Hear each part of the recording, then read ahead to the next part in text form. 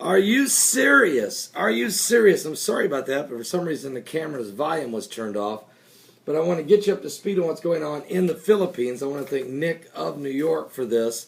Deadly clashes rage in the typhoon ravaged Philippines, of course, as Typhoon Yolanda came ashore and survivors were left fighting now for food. Now, we do have some good news. There's not 10,000 people dead. It looks like the death toll is going to end up around 2,500, which that is significantly better. Still horrible, but at least that's better. But the problem is with the survivors. Can I have some coffee here? Because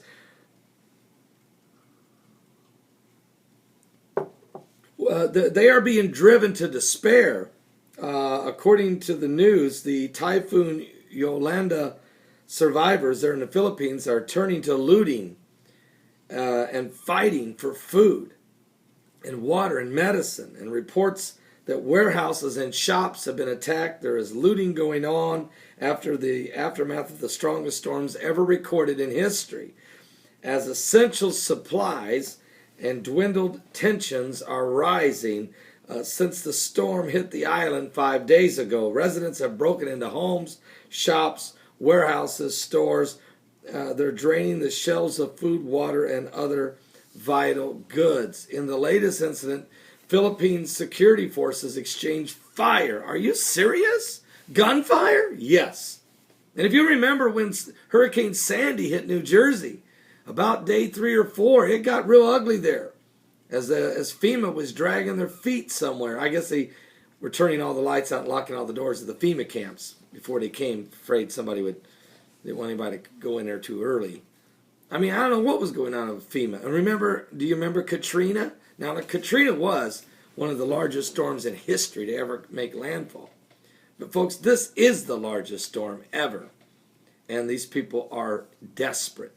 The good news is United States Marine Corps, United States Navy has aircraft carriers on the way. Actually, they're right there. They want to land, but the storm, the cyclone Zoraida has made the weather bad, and it's kind of held them up for a couple days. They've got tons of food and water and supplies that can really make a difference if we can just get them into the coast there to help.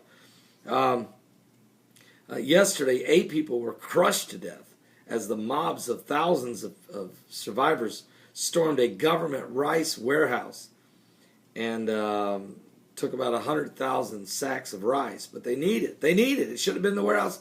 Get it out of the warehouse. But unfortunately, it's getting desperate.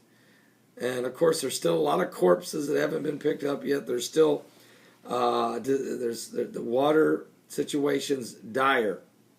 And my concern will be that there will start becoming disease, and just will add insult to injury. So please pray for the people of the Philippines. This is seriously a very difficult situation. I also want to share with you some earthquakes going on as well around the world. I want to thank Troy of North Carolina for this report. But we've had a 4.2 earthquake hit Gold Beach, Oregon today. Also 4.4 in Honduras, 4.4 in New Zealand, 4.5 in Indonesia, 4.4 in Greece, 5.8 earthquake hit up in Alaska. That's a big one. 4.9 in Viscoli Islands, 4.8 in Russia, 4.9 in northern Sumatra, 4.9 in the Prince Edward Island region, also 4.3 in Honduras, also 5.1 Solomon Islands, 4.7 in Alaska, 5.1 in Greece, 4.9 in Tajikistan, 5.1 in the northern Mid-Atlantic Ridge, 4.9 in Papua New Guinea, and 4.7 in southwest of Africa. This is a lot of earthquakes over 4.0 in the last 24 hours.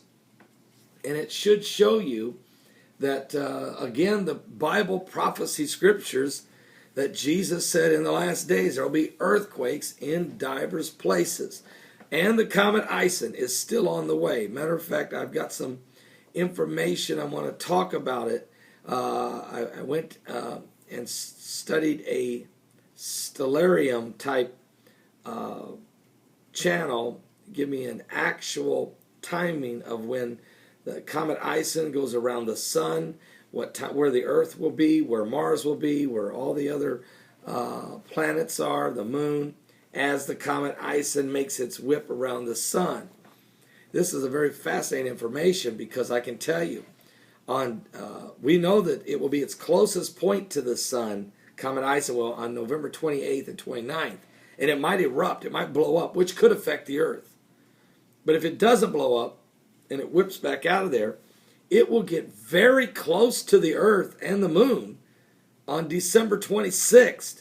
And, nobody's even talking about it. But, it gets very close, according to this, very close. So the Earth is definitely going to be passing through Comet Ison's debris field behind it. It's going to be very close on December 26th, but it's not going to hit us. But something might. There's a lot of debris traveling with this comet. And if that doesn't affect us on December 26th, you really got to worry about January 15th, when the Earth circles back around and then runs right into the debris trail behind Comet Ison with asteroids and meteorites and comet dust. So there's a lot going on here, folks, that I need to find out what that's all about. And tomorrow, my guest on the live broadcast will be Jesse, the scientist from BP Earthwatch, and I'm going to ask him about this. I'm going to ask him. I'm going to actually show you tomorrow the actual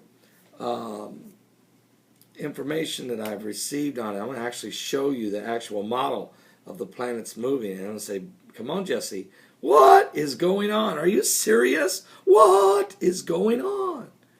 Anyway, I'll be right back. There's more taking place I want to share with you, and I'll be right back. Bill Clinton has spoken on Obamacare. This thing is getting ugly. I'll be right back.